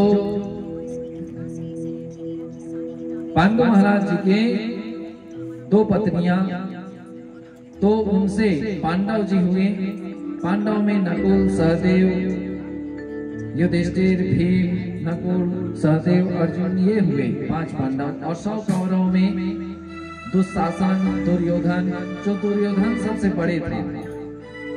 कहते हैं भक्तों, ये महाभारत आज के डेट में हर घर में महाभारत हो रही है ना। महाभारत का मुख्य कारण हम उस जगह पे चलते हैं जो महाभारत का बीज बोया गया। बीज कहां से बोया गया? पांडव जब यज्ञ कर रहे थे बंधुओं, उस समय उस यज्ञशाला में इंद्रप्रस्थ जो नाम रखा गया, इंद्रप्रस्थ स्वयं ब्रह्मा के पुत्र विश्वकर्मा के द्वारा बनाया हुआ संसार का सबसे बड़ा आर्किटेक्ट प्लेस था। बहुत सुंदर महल जैसा, जहां आपको पानी में, जमीन में ऐसा लगेगा जमीन के ऊपर में पानी यहाँ बह रही हो। वहाँ चबूतरा जो था, हीरा मोती माणिक्य का चबूतरे बने थे। जो खंभे थे उसमें हीरा मोती माणिक्य, पन्ना, नीलम, पुखराज, ये सब मणियां जड़ी हुई थी। और उस समय राजसू यज्ञ का आयोजन हुआ, जिस यज्ञ में समस्त क्षेत्रों के राजा महाराजा आए हुए थे। और उस यज्ञ में सब राजा महाराजा आए थे। और उसी यज्ञ में कौरव भी आए थे, जिसमें दुर्योधन, दुशासन और उनके प्रिय मामा शकुनी भी थे। अब शकुनी मामा भी है और दुर्योधन भी है। अब वहाँ सब राजा महाराजा उधर यज्ञ हो रहा है। ओम गणानां त्वा गणपतिं हवामहे प्रियाणां त्वा प्रियपतिं हवामहे निधीनां त्वा निधिपतिं हवामहे वसो मम आहवजानि गर्भदमा त्वमजासि गर्भदम्बा। ओम गणपति नमः स्वाहा स्वाहा स्वाहा। उधर यज्ञ आहुति चल रही है और उसी समय सब राजा महाराजा वहाँ उस नगर में इंद्रप्रस्थ में घूम रहे हैं। और इंद्रप्रस्थ में जब घूम रहे थे तो उसी समय दुर्योधन भी था। दुर्योधन जब घूम रहा था तो वहाँ द्रौपदी आदि स्त्रियां जो थी, जो महल के अटारी में खड़े होकर के सब राजाओं को देख रही थी। उसी समय जब दुर्योधन इधर से जब जा रहा था दरवाजे के अंदर जाने के लिए, तब दरवाजे के पास में ही जो जमीन था उसको जल है करके अपना धोती उठा करके वहां से चलने लगा। तब वहां उस द्रौपदी ने देखा, द्रौपदी आदि सखियों ने देख करके उन्हें देख करके हंसने लगे। कैसे हंसे? अरे देख रहे हो, ये जमीन को पानी समझ करके ये पैर उठा करके जा रहा है, ये सूखे जमीन को पानी का भ्रम समझ करके जा रहा है, कह करके हंसे। और उसी हंसी को सुना दुर्योधन, क्रोध आया लेकिन कुछ नहीं कहा। फिर थोड़े और आगे बढ़ा, जहां सच में पानी था, जहां सच में पानी था, उस जगह को भ्रम समझ करके दुर्योधन अभिमान के साथ आगे बढ़ने लगा। और जैसे ही आगे बढ़ा कि पानी में जाकर के धड़ाम से गिर गया। और महाराज जब पानी में गिरा उसी समय द्रौपदी कहने लग गई, अरे अंधे का बेटा अंधा ही होता है। महाराज ये शब्द जब दुर्योधन ने सुना, दुर्योधन को बड़ा गुस्सा आया। मन में सोचा कि मैं जा करके इसको मैं वध कर दूं, मार डालूं। लेकिन उस समय शकुनी ने उन्हें समझाया कि हे दुर्योधन, हे राजन, आप चिंता क्यों करते हो? अगर ये दुर्योधन तुम पर अगर ये हंसी है तो इस हंसी का बदला हम जरूर लेंगे। दुर्योधन कहा, मामा मुझे छोड़ दो, मैं आज पांडव के सहित में पूरे पांडव को ही मैं मार दूंगा। शकुनी दुशासन समझाने लगे कि अरे भैया अभी क्यों तुम कह रहे हो, पहले यज्ञ को संपन्न होने दो, यज्ञ हो जाए, इसके बाद पांडव को अपने राज्य में बुला करके इनको राज्य के सहित इनको हम वनवास भेज देंगे। तब दुर्योधन ने मन शांत हुआ कि हाँ मामा ठीक कह रहे हो, इन पांडवों को और इस द्रौपदी को हम एक दिन इनको दिखा देंगे कि हम हमारे ऊपर हंसने का नतीजा क्या होता है। और बंधुओं वहां से राजा ने वहां युधिष्ठिर पांडव राजसु यज्ञ संपन्न किए। सब राजा महाराजा दूर दराज से आए हुए थे, सब अपने अपने नगर को गए। यज्ञ संपन्न हुआ और वहां भगवान कृष्ण को प्रधान बना करके वहां पूजन किए। भगवान भी अपने द्वारिका पहुंच गए। भक्तों, भगवान जब गए तो पांडव वहां इंद्रप्रस्थ में रहने लगे। युधिष्ठिर, भीम, अर्जुन, नकुल, सहदेव, पांचों भाई और पांचों भाई के पुत्र और मां उनके, और वहां पांचों पांडव के साथ द्रौपदी भी रहने लगी। एक दिन हस्तिनापुर से निमंत्रण आया पांडवों को। एक दूत आकर के कहा कि हे युधिष्ठिर महाराज, दुर्योधन द्वारा आपको निमंत्रण आया है। क्या? दुर्योधन पत्र में लिखा है कि हे ज्येष्ठ भ्राता युधिष्ठिर, आपके चरणों में मैं साष्टांग दंडवत प्रणाम करता हूँ। हे मेरे ज्येष्ठ भ्राता, आपके राजसु यज्ञ में हम गए थे, बहुत आनंद हुए। आप कृपा करके हमारे घर आइए हस्तिनापुर और यहाँ आकर के आप हमारे द्वारा मेहमानी का निमंत्रण स्वीकार करें। मेरी माँ गंधारी और मेरे पिताजी धृतराष्ट्र जी महाराज आप सबको याद कर रहे हैं, सब परिवार आप आइए। जब दूत ने वो निमंत्रण कार्ड पढ़ा महाराज, युधिष्ठिर खुश हो गया। पांचों पांडव आपस में चर्चा किए, द्रौपदी के साथ वहां से इंद्रप्रस्थ से हस्तिनापुर को आए।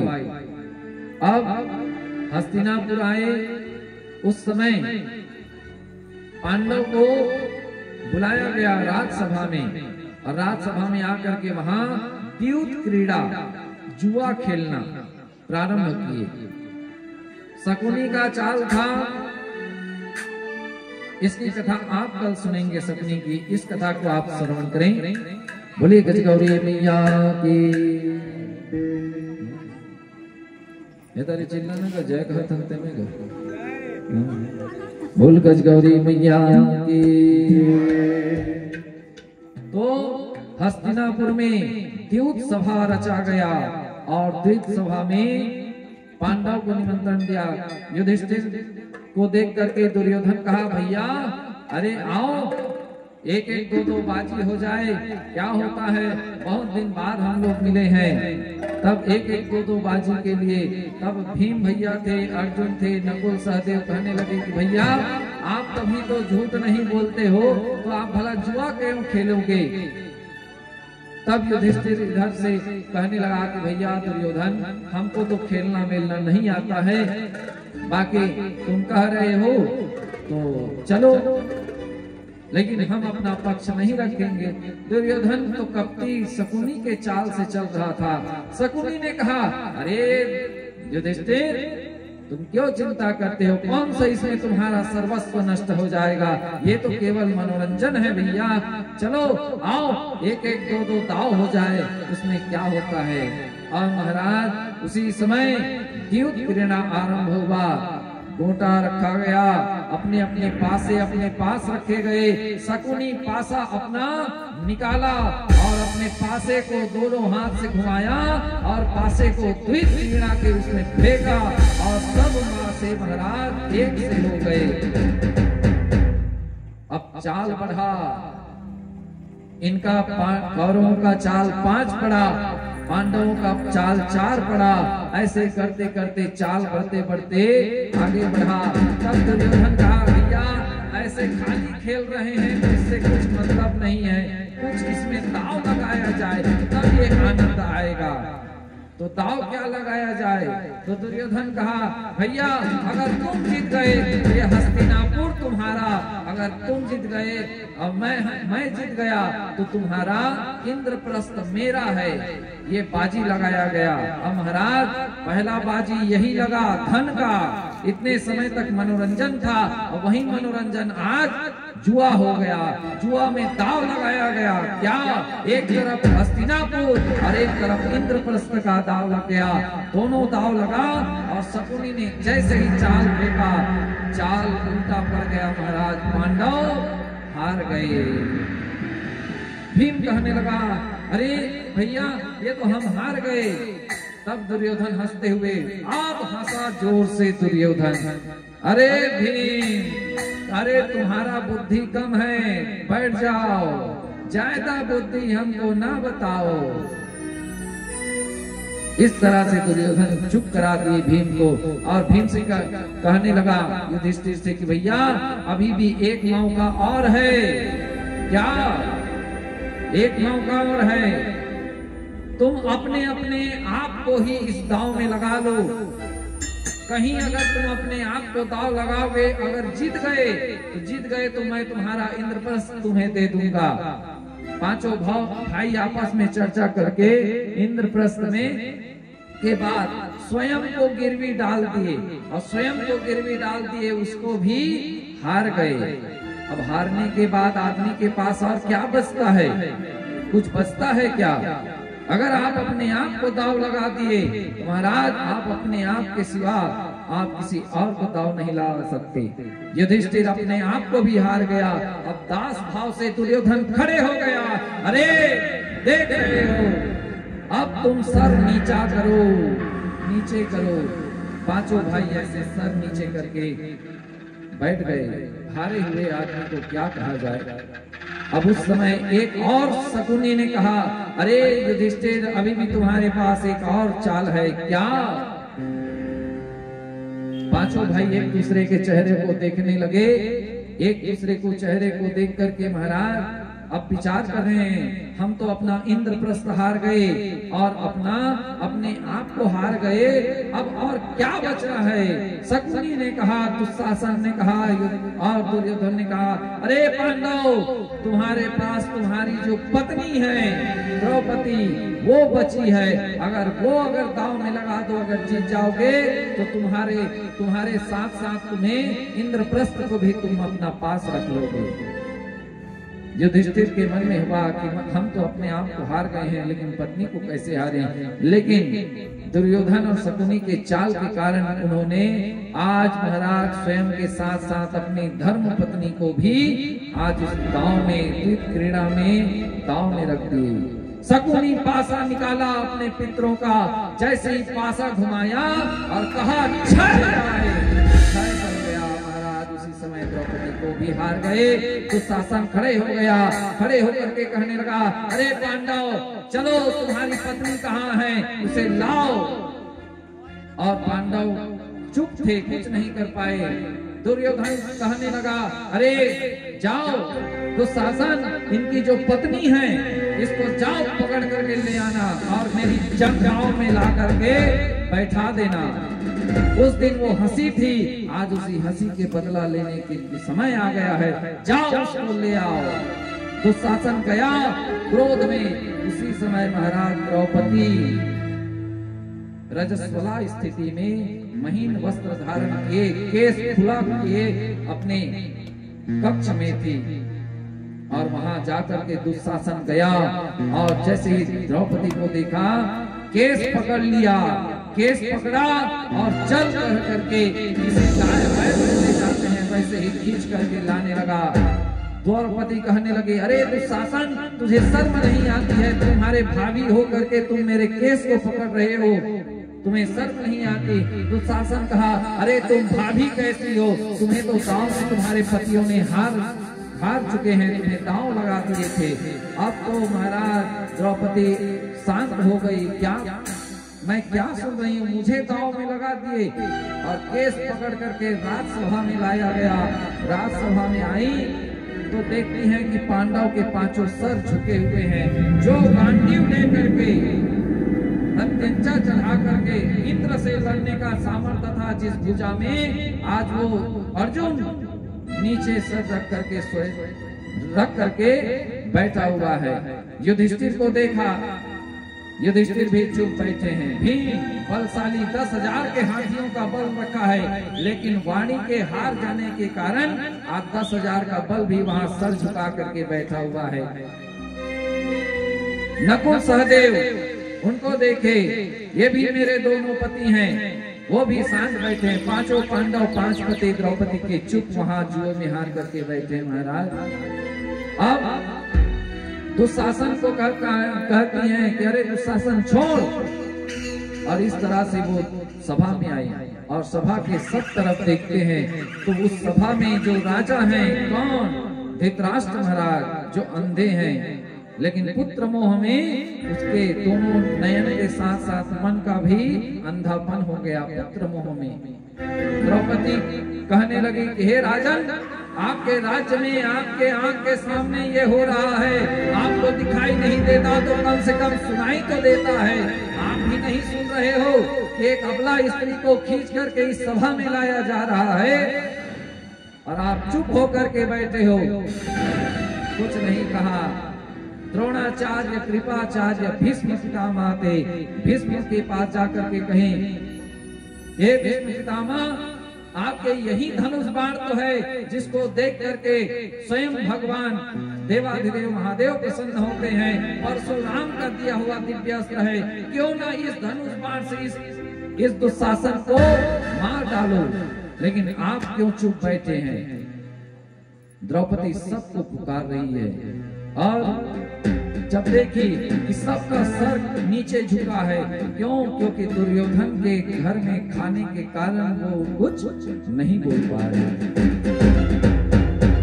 अब देखे कि अब संसार में कोई तो नहीं दिख रहा है जो मेरी रक्षा करे। उसी समय जब सबसे पुकार रही थी द्रौपदी, तब दुशासन खींच रहा था। तब दुर्योधन कहने लगा, अरे दुशासन, इसको नग्न कर दो और इसे ला करके मेरे पैर में बैठाओ, मेरे जंघा में बैठाओ। इस तरह से जब आदेश हुआ महाराज, उसके बाद द्रौपदी को विश्वास हो गया, अब मुझे इस संसार में, इस सभा में मुझे बचाने वाला कोई नहीं है। कौन है? तो मेरा द्वारिकाधीश है। उसी समय द्रौपदी दोनों हाथ उठा करके भगवान को स्तुति करने लगी कि हे गोविंद, हे मुरली वाले, हे यशोदा के लाला, हे गोविंद, हे मुरली मनोहर, हे यशोदा के लाला।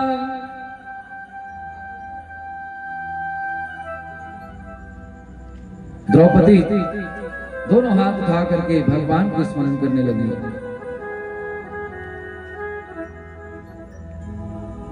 द्रौपदी सोच रही है कि मेरे कृष्ण कन्हैया, जब मैं मुसीबत में पड़ती हूँ तब ही मैं उसको याद करती हूँ, लेकिन वो आज आएगा कि नहीं।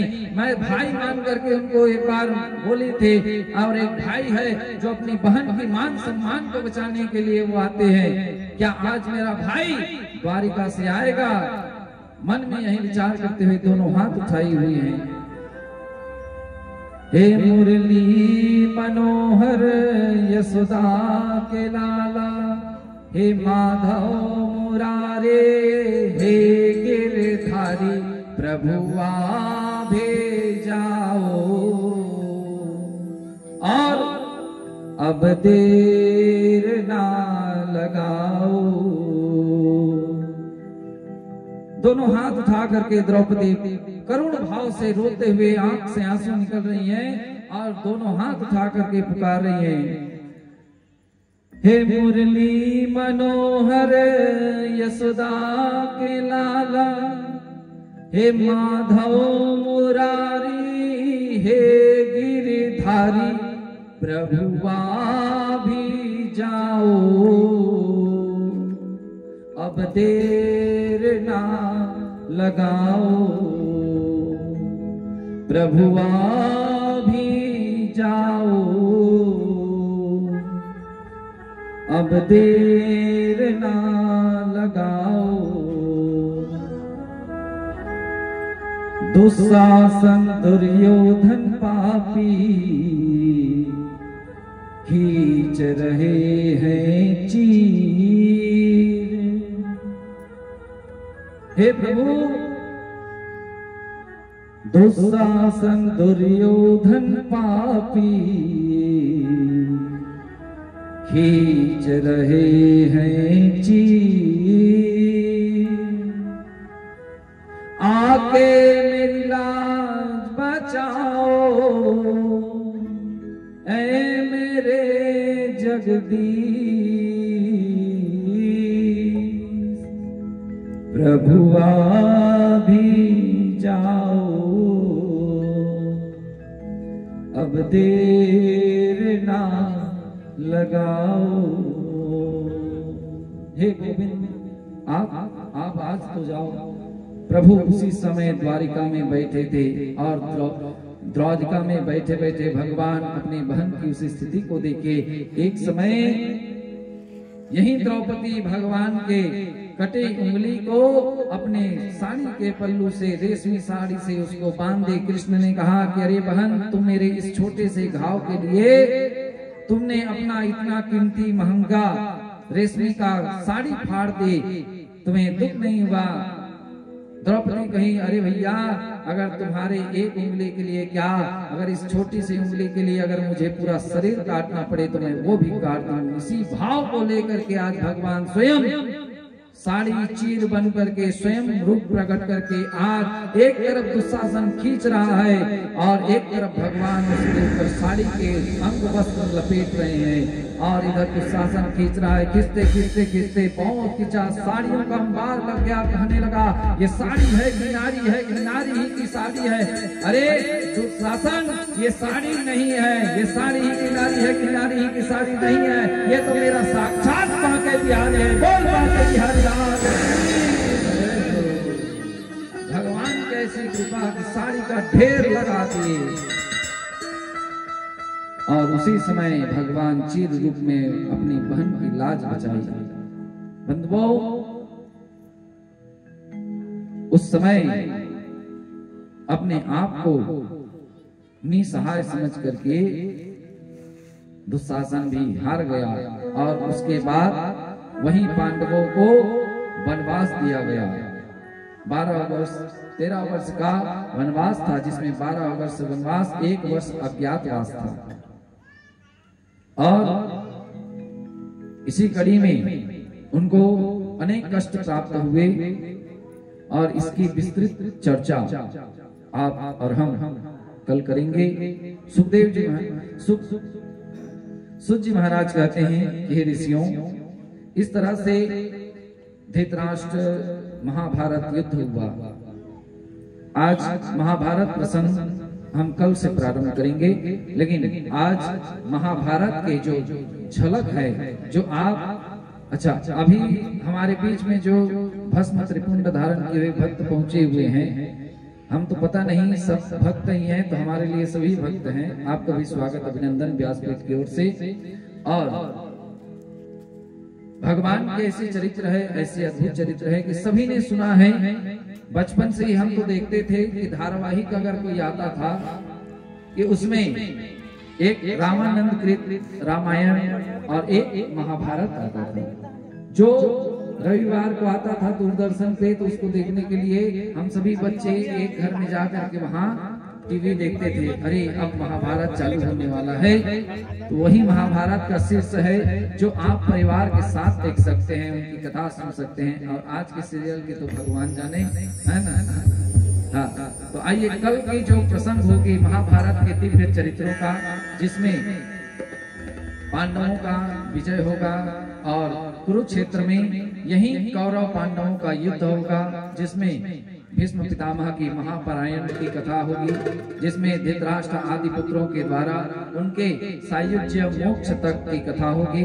और कल मंगलमय भगवान की ये देवी चरित्र है बंधुओं, जिसको समझने के लिए एक नहीं, आपको कम से कम 100 बार आपको यहाँ आकर के बैठना पड़ेगा, तब आपको ये चरित्र समझ आएगा। एक बार 2 बार में नहीं, ये 1000 बार। हरि मज्जन करहि विधि नाना। जितने बार आप गंगा स्नान करेंगे, गंगा मैया आपके सर के ऊपर से चला जाता है। हाँ, लेकिन आपको लगता है कि हम गंगा स्नान कर लिए। अरे गंगा स्नान तो आप उसी दिन कर लिए जिस दिन मन में सोच करके घर से निकले थे कि हमें गंगा स्नान जाना है। इस कथा में आने से पहले आपको इस कथा का फल वहीं से मिल गया, घर से, जहाँ से आप घर के लिए, यहाँ के लिए निकले थे। जब आगे ही 1 कदम मैं बढ़ूं 100 कदम। भगवान का एक आश्रय है, तुम 2 कदम चलो मैं 10 कदम चलूंगा, तुम ध्यान मेरा लगाओ, तुम ध्यान मेरा लगाओ, मैं हाजिर हो जाऊंगा। भगवान तो कहते हैं कि भक्तों, तुम 2 कदम तो पहले मेरे तरफ चल के देखो, फिर मैं कैसे नहीं आ सकता। कहते हैं कि द्रौपदी जब संसार के लोगों से मदद मांगी तो संसार के बड़े बड़े सामर्थ्य थे, भीष्म जिसकी प्रतिज्ञा, अर्जुन गांडीवधारी, धर्मराज के रूप में युधिष्ठिर, लेकिन फिर भी कोई रक्षा कर नहीं पाए, लेकिन परमात्मा के प्रति केवल आर्त भाव से दोनों हाथ उठा करके स्तुति करने से भगवान भी आकर के उनकी रक्षा किए। तो जब उनकी रक्षा किए तो आपकी और हमारी रक्षा क्यों नहीं कर सकते हैं? आदि शक्ति के ऊपर, माँ गजगौरी के ऊपर इतना विश्वास रख करके आप यहाँ बैठे, तो माँ गजगौरी आपकी कृपा, आपके ऊपर कृपा जरूर करेंगी। इतना ये व्यासपीठ से कहा जा रहा है। आइए उस महाभारत के दृश्य को याद करते हुए, उसमें आप सभी सुनते थे, एक आवाज आता था, एक चक्र घूमते हुए, मैं समय हूं। आइए इसी भाव को दर्शन करें। हमारे सुप्रसिद्ध छत्तीसगढ़ के सुपरस्टार यशवंत सिंह, हमारे भैया पुष्कर भैया, हमारे अनुज हेमंत भैया और हमारे कीबोर्ड स्टार हमारे सुप्रसिद्ध अमोल भैया।